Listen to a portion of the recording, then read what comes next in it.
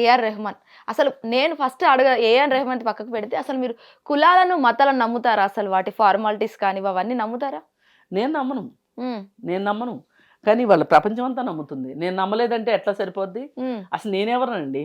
నేనెంత ఈ మహావిశ్వంలో, హ్మ్. ఈ పెద్ద భారతదేశంలో 140 కోట్ల జనాల్లో కృష్ణకుమార్ ఎవరు? హ్మ్. నేను ఒక చిన్న ప్రాణిని. నేను నమ్మానా నమ్మలేదా అనేది కాదు. మనుషులందరూ నమ్ముతున్నారు. ఓకే. కులాలు మతాలు నమ్ముతున్నారు. నమ్మని వాళ్ళు కూడా చాలామంది ఉన్నారు.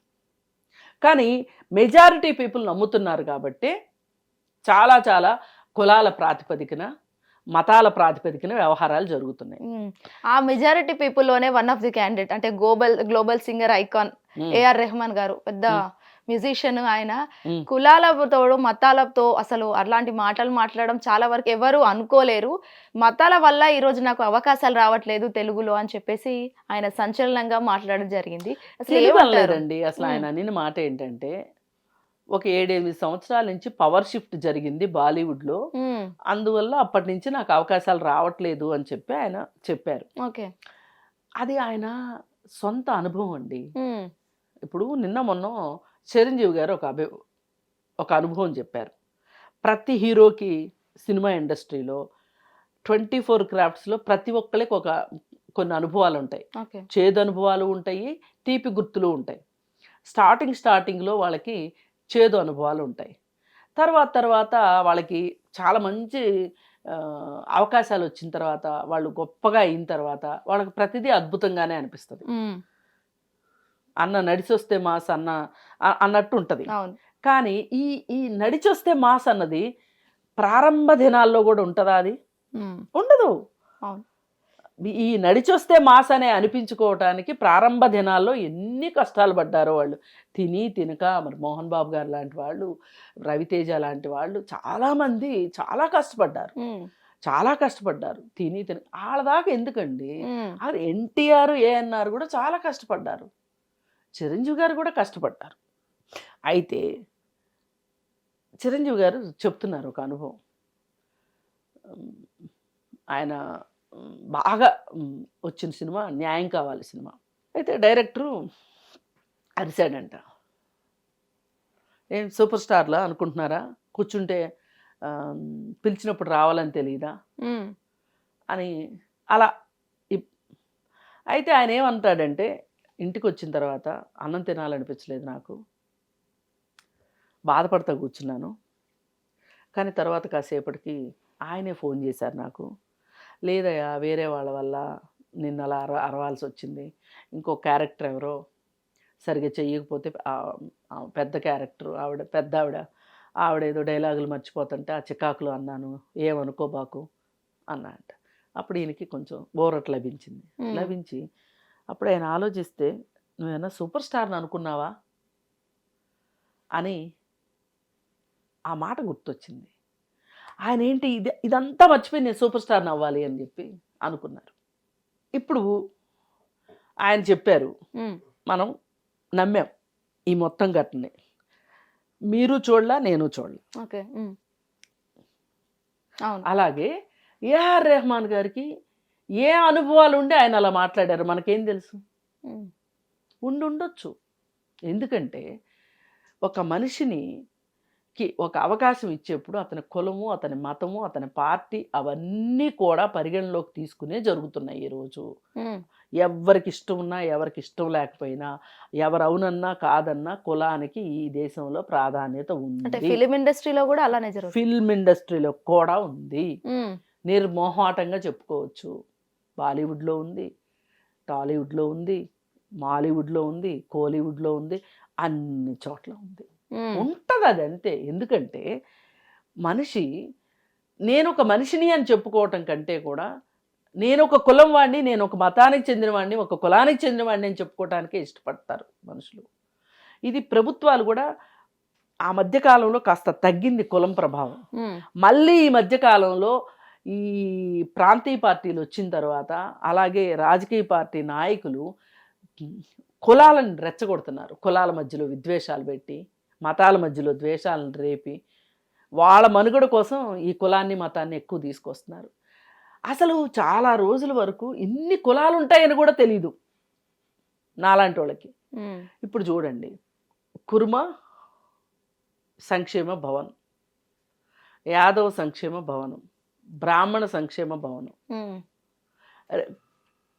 కమ్మ సంక్షేమ భవనం, కమ్మ కార్పొరేషను, రెడ్డి కార్పొరేషను. అసలు ఇన్ని కులాల గురించి రోజు పేపర్ తెలిస్తే కులము కులము కులము వినాల్సిన అవసరం కర్మేం పట్టిందండి మనకి, కులం వద్దు అనుకున్నప్పుడు. కానీ అనివార్యంగా తీసుకొస్తున్నారు. ఇప్పుడు పవన్ కళ్యాణ్ అలా చాలాసార్లు కాపు కులానికి నేను ప్రతినిధి, నీ కాపులు ఒక్కళ్ళే ఓటేస్తే నువ్వు గెలుస్తావు, అందరూ ఓటేస్తే మటుకు అయినా నువ్వు గెలవలేవుగా. కాపులు ఉన్న పర్సంటేజ్ ఎంత? ఆ లెక్కన కులం ప్రాతిపదిక మీద ఎన్నికలు జరగాలి అంటే ఎవరి కులం వాళ్ళకి వాళ్ళు ఓట్లు వేసుకుంటే ఎవరికి మెజారిటీ వస్తుంది? స్పష్టమైన మెజారిటీ. బీసీ కులాలన్నీ కలగలిస్తే, బీసీలు అందరూ కలిసి ఒక కులం అని చెప్పుకుంటే, ఒక ఐక్యవేదికలాగా పెట్టుకుంటే వాళ్ళకు వస్తాయి ఓట్లు. ఈ దేశం మొత్తం మీద బీసీలు ఎక్కువ ఉన్నారు, రైట్? ఎస్సీల కన్నా ఎస్టీల కన్నా బీసీలు అన్ని కులాలు కలిపి బీసీలు ఉన్నారు. మరి ఇది సాధ్యం అవుతుందా? ఇప్పుడు బ్రాహ్మణ, వైశ్య, కమ్మ, రెడ్డి, నార్త్కి వెళ్తే కొన్ని పై కులాలు, కొన్ని పెద్ద కులాలు ఉన్నాయి. పెద్ద కులాలుగా చెప్పుకునేవి అంటే నేను చెప్పానని కాదు, చెప్పుకోని. వీళ్ళ పర్సంటేజ్ ఎంత అసలు జనాభాలో? తక్కువ. కాకపోతే వీళ్ళకి మొదటి నుంచి అధికారం వీళ్ళ చేతిలో ఉంది, కింద వాళ్ళకి అధికారం వెళ్ళలేదు కాబట్టి పై వాళ్ళు మాదే గొప్ప అనుకుంటున్నారు, రైట్? అందుకని ఈ ఈ ఈ ఈ కులం ప్రాతిపదిక మీద, మతం ప్రాతిపదిక మీద ఈ దేశంలో నడుస్తున్నాయి. ఏఆర్ రెహమాన్కి కూడా ఆ అనుభవాలు ఏవో ఉన్నాయి. అందుకని ఇవాళ ఇమ్మీడియట్గా ఇన్నాళ్ళు లేనిది రెహమాన్ ఈ మాట అన్నాడు కాబట్టి రెహమాన్కి కూడా మతతత్వం ఉంది, కులతత్వం ఉంది అని చెప్పాలని కంగరానంత బయటకు వచ్చింది. నేనేదో పాట పాడమంటే పాడలేదు, పలానా డ్రెస్ డిజైనరు నాకు రామ మందిరం దగ్గరికి వెళ్ళటానికి చీరకి డిజైన్ చేసి పెట్టమంటే డిజైన్ చేసి పెట్టలేదు అని కంగరానంత మాట్లాడుతుంది. అసలు నువ్వు దేవుడి దగ్గరికి వెళ్ళేదానికి నువ్వేమన్నా అక్కడ అదేమన్నా పెళ్లి ఫంక్షనా లేకపోతే ఇంకో సినిమా ఫంక్షనా? నీ చీర డిజైనర్ శారీ వేసుకొని వెళ్ళాల్సిన అవసరం ఏంటి? నువ్వు వెళ్ళింది దేవుడి దగ్గరికి. ఏ షాప్కో వెళ్ళి ఓ చీర కొనుక్కొచ్చుకుని కట్టుకుంటే ఏమవుతుంది? నీకు డ్రెస్ డిజైనర్ చేసే చీర నీకు ఎందుకు కావాల్సి వచ్చింది? ఇప్పుడు వచ్చి చెప్తుంది ఆ అమ్మాయి మసాబా, నేను అడిగితే నాకు డ్రెస్ డిజైన్ చేయలేదు, చీర డిజైన్ చేయలేదు, నేను కారులో కూర్చుని ఎక్కి ఎక్కి ఎక్కి ఎక్కి ఏడ్చానని చెబుతుంది. ఇది ఏడిపించే రకంగానే ఏడ్చే రకంగా ఇది ఆ దేశం మొత్తం అందరికీ. అంటే నేనేమంటున్నానంటే మాటకి మాట మాట్లాడటం అలవాటైపోయింది. ఏమో నిజంగానే ఆయన ఏమైనా ఒక వివక్షను ఎదుర్కొన్నాడేమో. వివక్షలు అన్ని కనిపించే రూపాల్లోనే ఉండవు, కనిపించని రూపాల్లో కూడా వివక్షలు ఉంటాయి. ఊరుకోవచ్చు కదా. వీళ్ళందరూ ఎవరి తోచినట్టు వాళ్ళ మీద పడేసరికి ఏమి లేదులే బాబు అని దండం పెట్టేశారు. హిట్ టీవీ యాప్, ఇందులో short news, live news, entertainment shows, movies, digital magazines తో పాటు మీ జిల్లా వార్తలను కూడా ఫ్రీగా చూడొచ్చు. ఇంకెందుకు ఆలస్యం, వెంటనే హిట్ టీవీ యాప్ ని డౌన్లోడ్ చేసుకుని ఫ్రీగా ఎంటర్టైన్మెంట్ పొందండి. Hit TV app, hit TV app, please download hit TV app. Hit TV app ని ఫ్రీగా డౌన్లోడ్ చేసుకుని ఎంజాయ్ చేయండి. మీకు నచ్చిన ఎంటర్టైన్మెంట్ కోసం హిట్ టీవీ యాప్ ని ఫ్రీగా డౌన్లోడ్ చేసుకుని ఎంజాయ్ చేయండి. హిట్ టీవీ యాప్ ని డౌన్లోడ్ చేసుకుని ఆస్వాదించండి, ఆశీర్వదించండి. ఇంతమంది సెలబ్రిటీలు హిట్ టీవీ యాప్ ని డౌన్లోడ్ చేసుకోండి అని చెప్తున్నారంటే ఎంత మంచి యాప్ ఆలోచించండి. అమెరికా అమెరికా అమెరికా అమెరికాలో చదవాలనుకునే వాళ్ళకి విశ్వసనీయమైన పేరు మన శౌర్య కన్సల్టెన్సీ.